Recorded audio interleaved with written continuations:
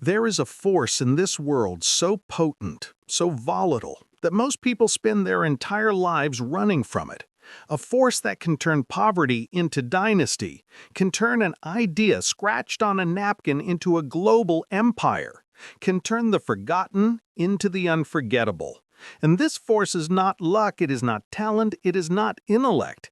It is a sacred, all-consuming, and terrifying thing called obsession. And you have been taught to fear it, to suppress it, to medicate it away in the name of a balanced life, but I am here to tell you that balance is the enemy of legacy, that moderation is the mantra of the mediocre, and that the only path to building something that outlives your own heartbeat is to surrender to a single, burning, undeniable focus that will become the sun around which every other aspect of your life orbits. Look at the empires, not just of commerce, but of art, of science, of human potential. Look at the Carnegie libraries, the Disney kingdoms, the Edison light that banished the night. These were not the products of well-rounded men with balanced schedules and casual hobbies. These were the eruptions of possessed minds, of individuals who had a holy ghost of an idea living inside their skulls, a ghost that whispered to them in the quiet moments and screamed at them in the chaos. A ghost that would not let them sleep, would not let them rest, would not let them settle for the world as it was. This is the first and most critical schism in the human experience, the chasm between those who seek comfort and those who are chosen by a cause so great that comfort becomes an insult. You stand at the edge of that chasm right now, looking across at the life you are capable of living, and the question is not whether you have it in you. The question is whether you are willing to be consumed by it. Because an obsession is not a part-time pursuit. It is not a side hustle you tend to after the day's real work is done. It becomes the real work. It becomes the central axis of your existence, the filter through which every decision, every relationship, every waking moment is processed.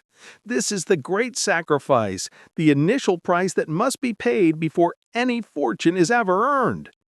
The conscious decision to become a stranger to the world you once knew, to outgrow the friends who cannot understand your hunger, to feel the ache of missing out on the trivialities that bind everyone else together. This is the loneliness of the path, the cold mountain air that you must learn to breathe as if it were your own. But this loneliness is not a punishment. It is a refining fire. It burns away the need for external validation. It forges an inner citadel of self-belief so strong that no opinion, no criticism, no wave of doubt can ever breach its walls. You are no longer seeking approval. You are building a monument, and a monument does not ask the wind for permission to stand.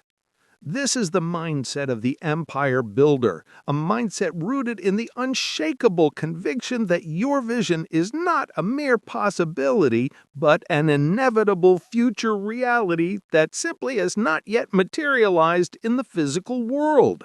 This is the faith that Nikola Tesla had, standing alone in his laboratory, conducting symphonies with lightning, seeing entire electrical systems in his mind with such vivid clarity that to him they were already built, already functioning, already real.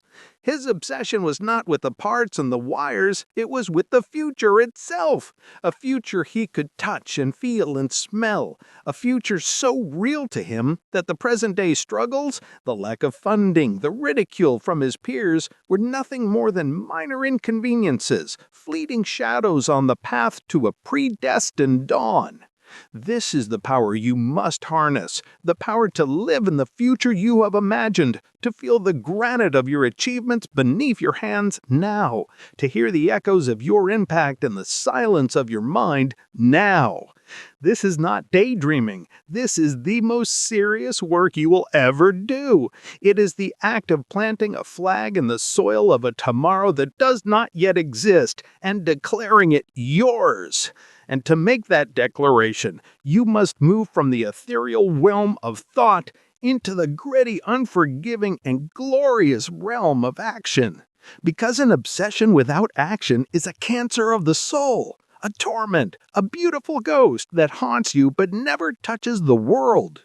You must become a vehicle for your obsession, a conduit through which it flows into reality. This requires a level of discipline that will feel to the ordinary person like a form of madness. The discipline to win the morning, to own those first sacred hours when the world is still asleep and your mind is at its most potent. This is not about checking off tasks from a to-do list. This is about ritual, about creating a daily ceremony that aligns your entire being with your central purpose. It is the quiet hour of study when others are scrolling, the hour of creation when others are consuming, the hour of planning when others are sleeping. This is how you lay the bricks of your empire, one disciplined day at a time, with a consistency that becomes its own kind of magic. You must become a relentless learning machine, devouring knowledge not as an academic exercise, but as a miner panning for gold, searching for the one nugget of insight, the one strategy, the one forgotten principle that will give you an edge. This is the obsession of a Da Vinci, who was not content to be a master painter, but had to dissect corpses to understand the muscles that lay beneath the skin, who had to study water to understand the flow of a smile. His obsession with the underlying mechanics of life itself is what made his work immortal. But this path is not a straight line. It is a labyrinth, filled with traps and monsters, and the greatest of these monsters is the voice of the world, the chorus of the comfortable, the people who will tell you to slow down, to be realistic, to lower your ambitions to a level they can understand. You must understand that their criticism is not about you. It is about them. It is the sound of their own insecurities echoing back at them when they see your light. You must develop a deaf ear to the naysayers and a thick skin against the inevitable failures, for you will fail, you will stumble, you will face setbacks that feel like the universe itself is rejecting your dream. This is the critical moment, the forge where your obsession is tempered into resilience. The life of Abraham Lincoln is not a story of unbroken success. It is a masterclass in the resilience born from obsession. Defeated in business, defeated in elections, living with a depth of sorrow that would break most men, he was possessed by an obsession for the preservation of the Union, a vision of a single, united country that was so powerful it withstood the weight of countless personal failures. Each failure was not a stop sign, it was a lesson, a piece of intelligence gathered on the battlefield, making him smarter, tougher, and more strategic for the next engagement. Your failures are the same. They are not evidence that your obsession is wrong. They are evidence that you are in the arena, that you are testing the limits of what is possible, and each one is gifting you the wisdom you need to ultimately prevail. And as you persist, as you learn, as you adapt, you will begin to see your obsession take physical form. But here lies the final and most profound test of the empire builder.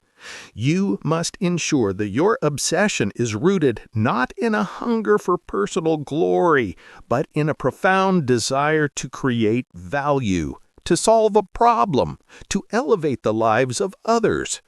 Andrew Carnegie's obsession with steel was not about becoming rich. It was about building the skeleton of a modern nation, about making possible the bridges, the railroads, the skyscrapers that would define a century. His famous declaration that the man who dies rich dies disgraced was the ultimate expression of an obsession that had matured into a legacy. Your empire must be built on a foundation of service, for that is the only foundation that endures. And as you build, you must do so with a heart of gratitude. Gratitude for the struggle that forged you, for the challenges that strengthened you, for the opportunity to be a creator in a world of consumers. This gratitude is the final piece, the energy that completes the circuit and ensures that your empire, once built, will not crumble from the emptiness of its purpose. So I ask you now, in the silence of your own mind, what idea has chosen you? What vision burns so brightly in the dark corners of your imagination that it refuses to be ignored? What is the empire that only you can build? It is there, waiting, not for the right time, not for the right circumstances, not for permission. It is waiting for your obsession. It is waiting for you to stop running, to turn, and to finally embrace the glorious, all-consuming fire that will become your life's work. So go and build.